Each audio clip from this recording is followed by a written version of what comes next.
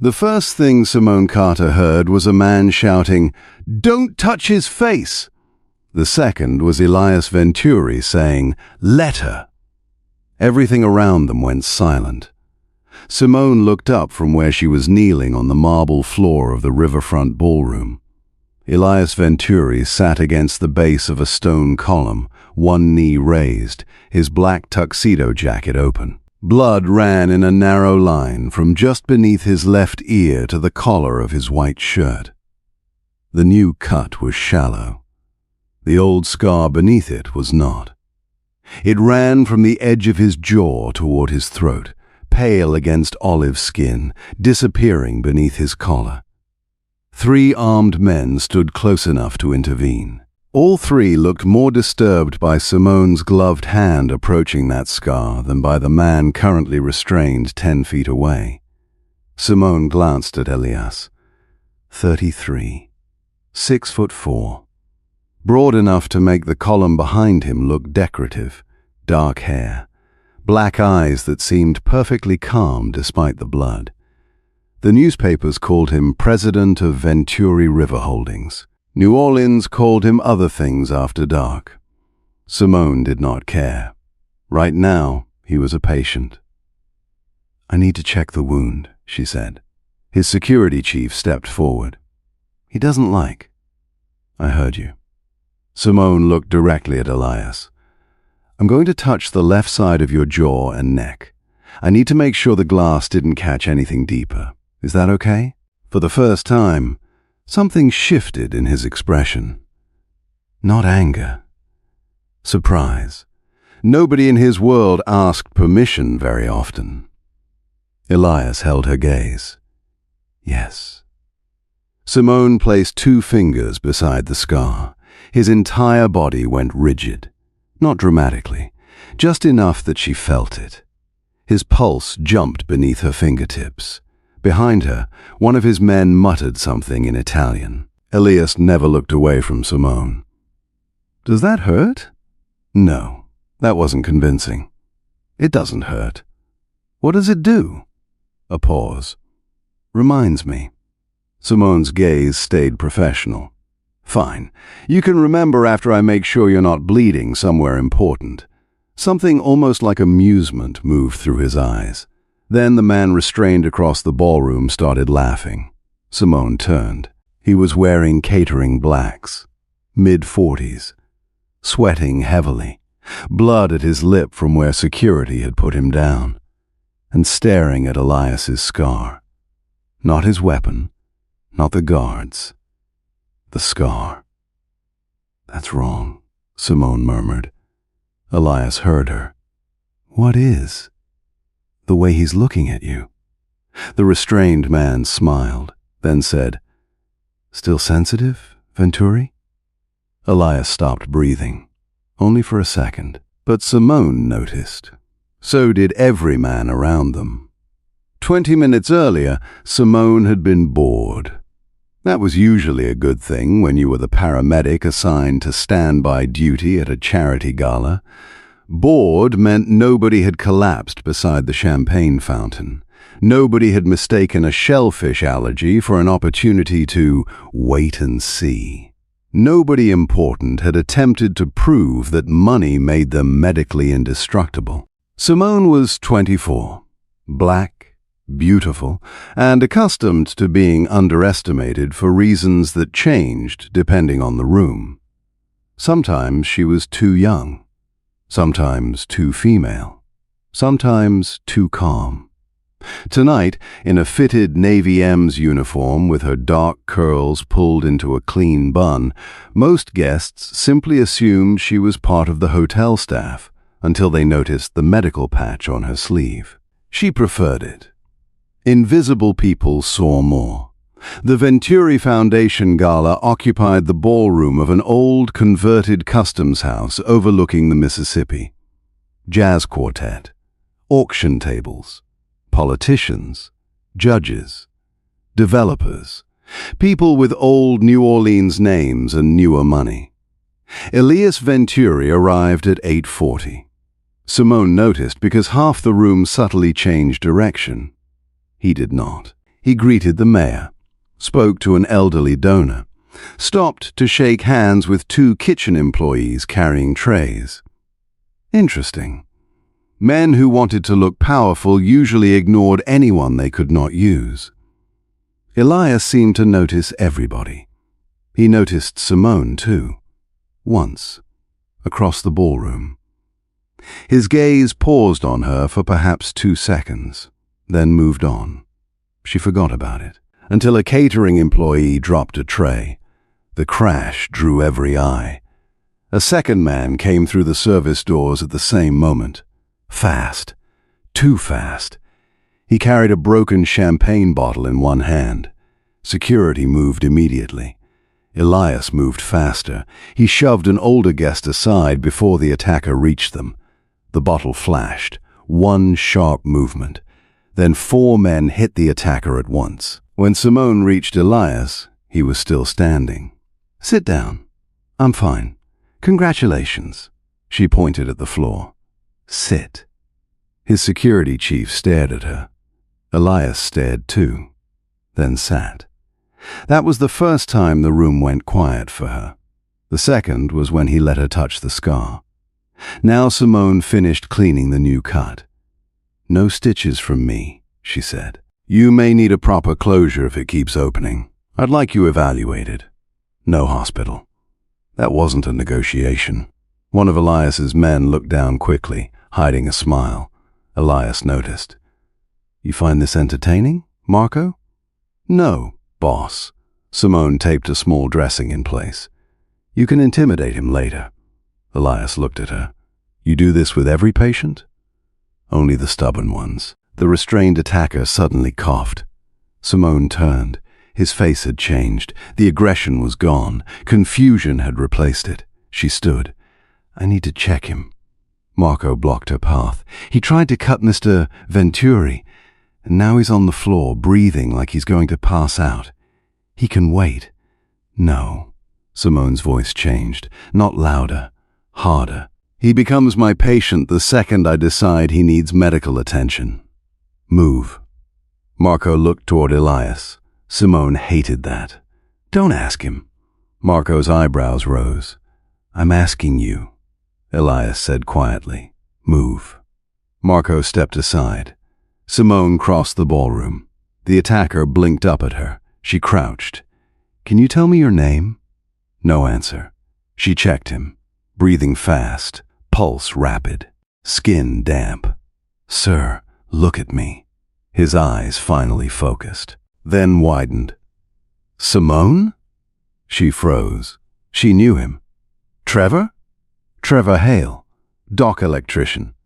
She had treated him 11 days earlier after he collapsed from heat exhaustion during an overnight repair job near the industrial canal.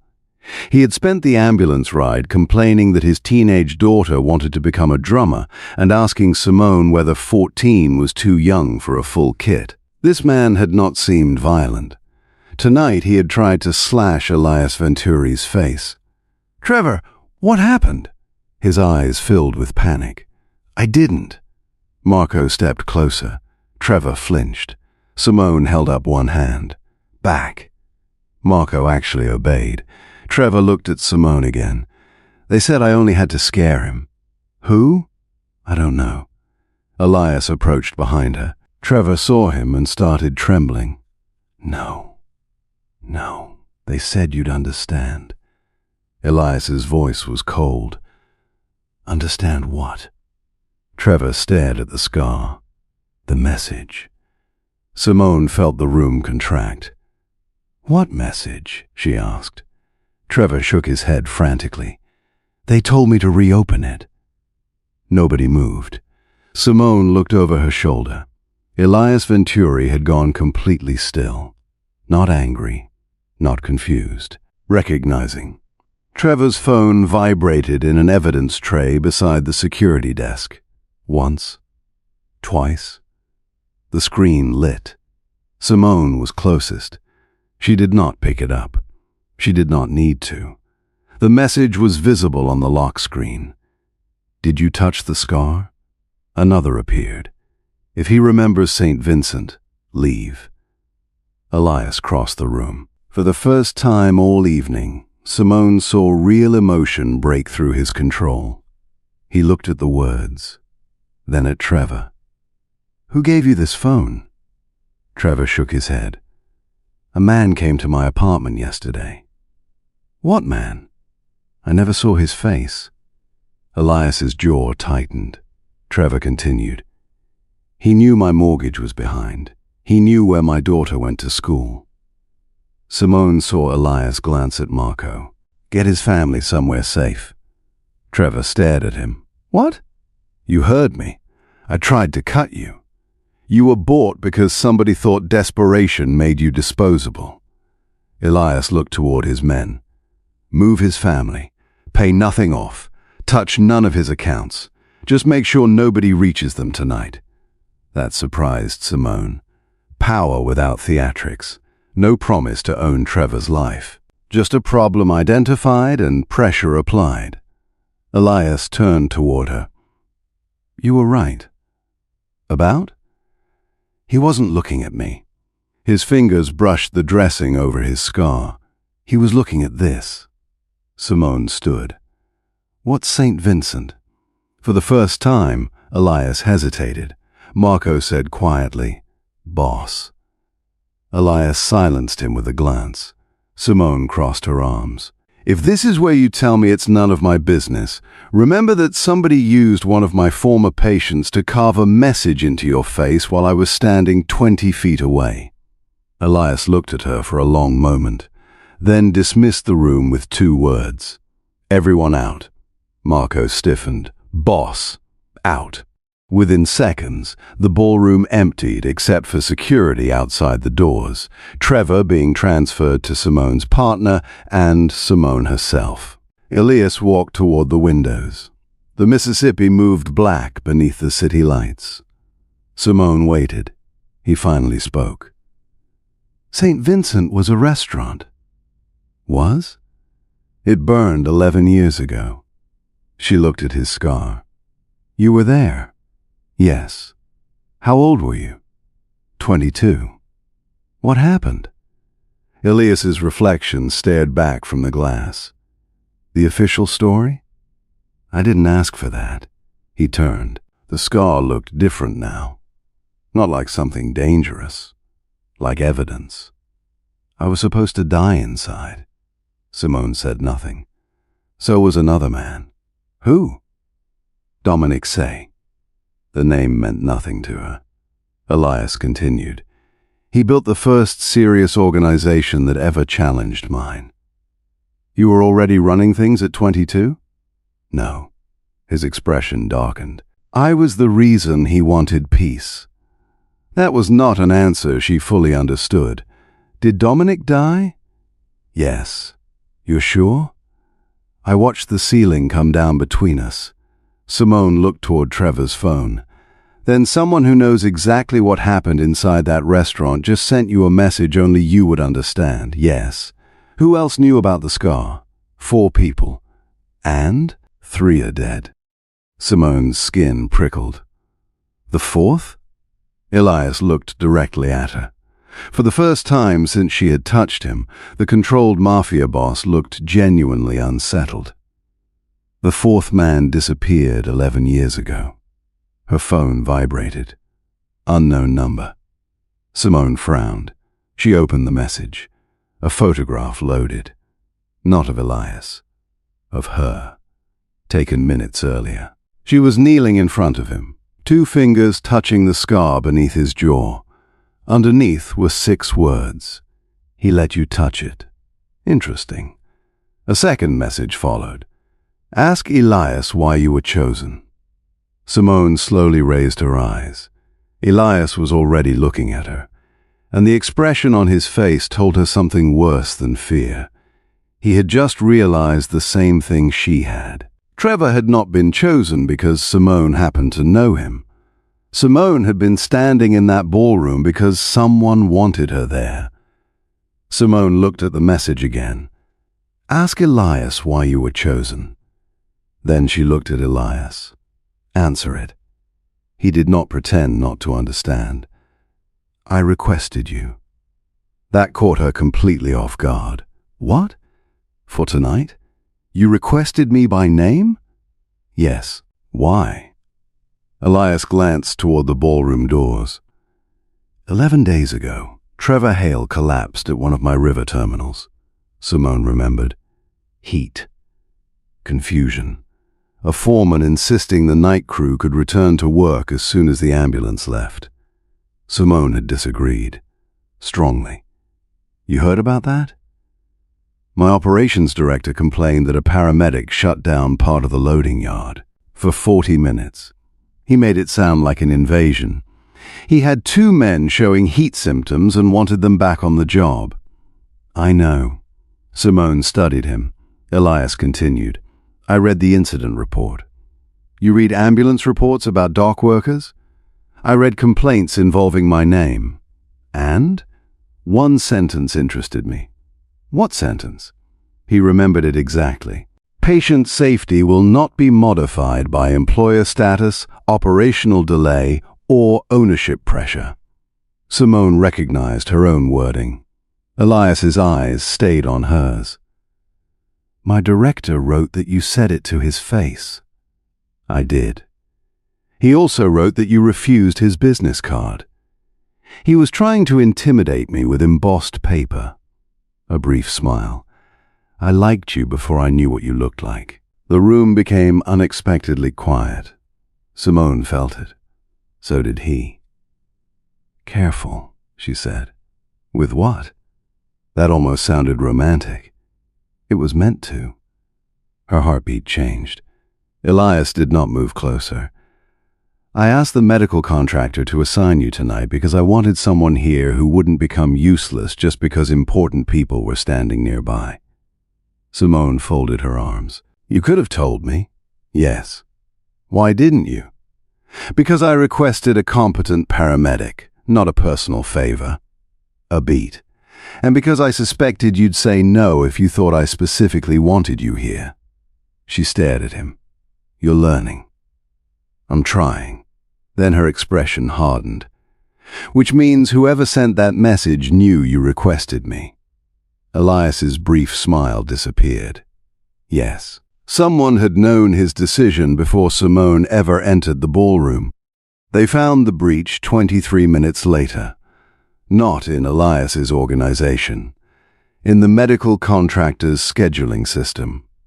2 days earlier, someone claiming to be a city safety inspector had called Simone's station to confirm staffing for the Venturi gala.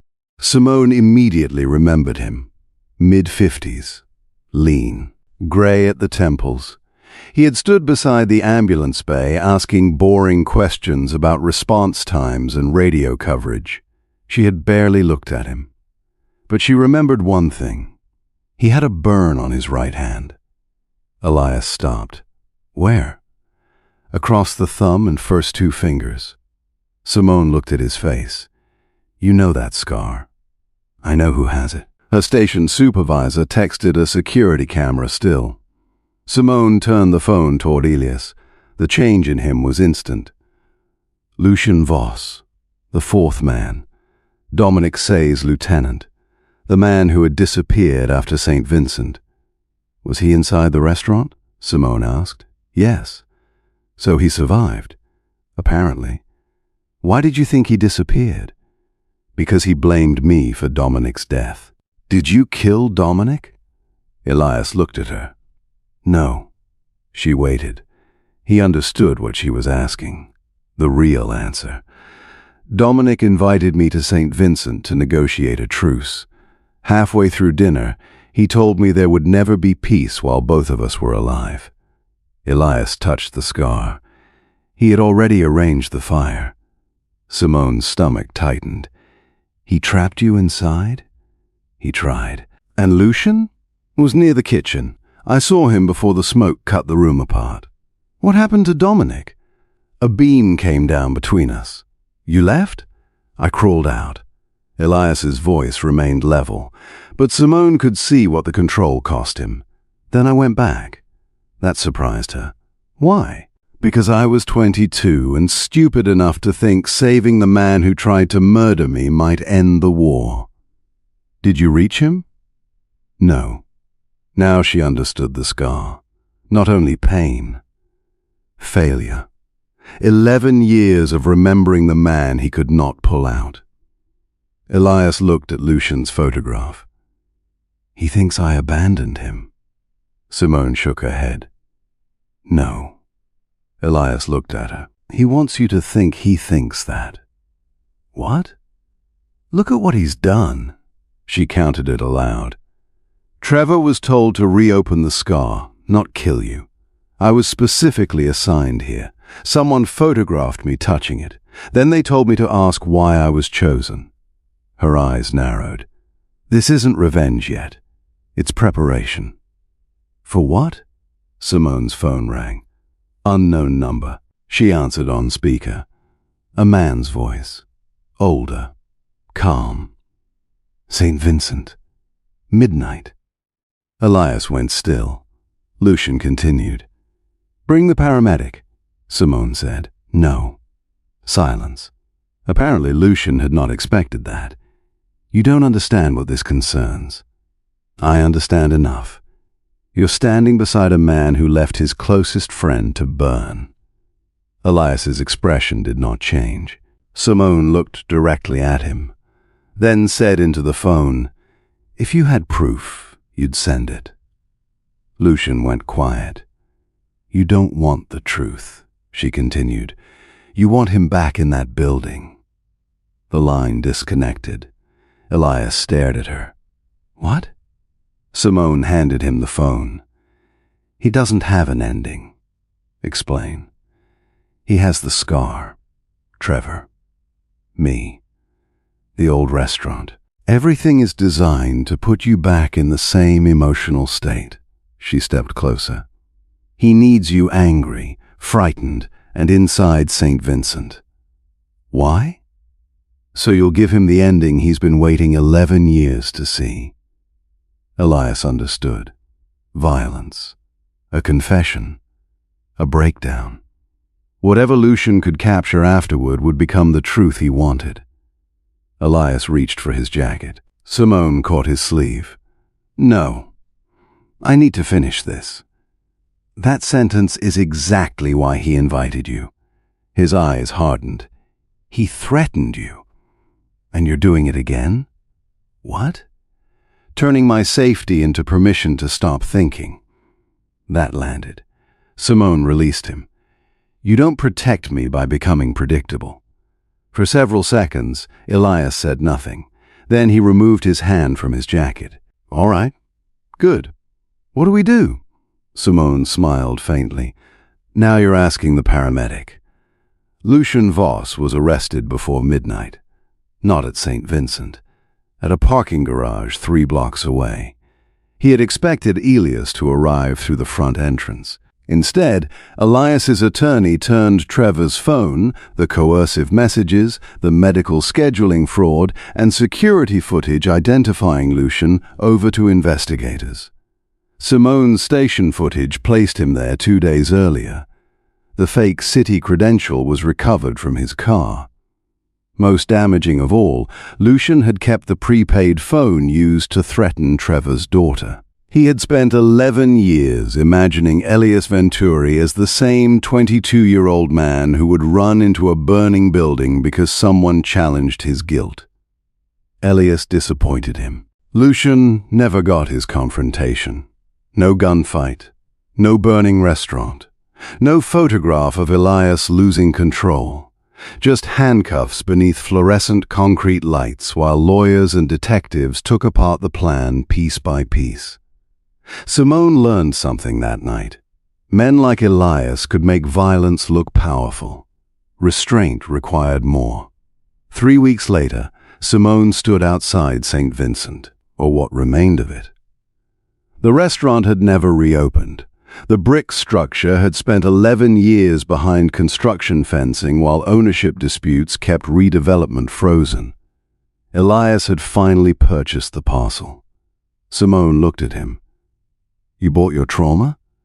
I already owned the building next door. That is not an answer. No. He looked through the fence. I spent 11 years avoiding this block. What changed? You. Simone gave him a warning look. Don't make me responsible for your emotional development. I wouldn't dare. Good answer, he continued. I'm donating the site. To whom? A non-profit consortium. First responder counseling, burn recovery services, and emergency worker training. Simone blinked. You arranged that in 3 weeks?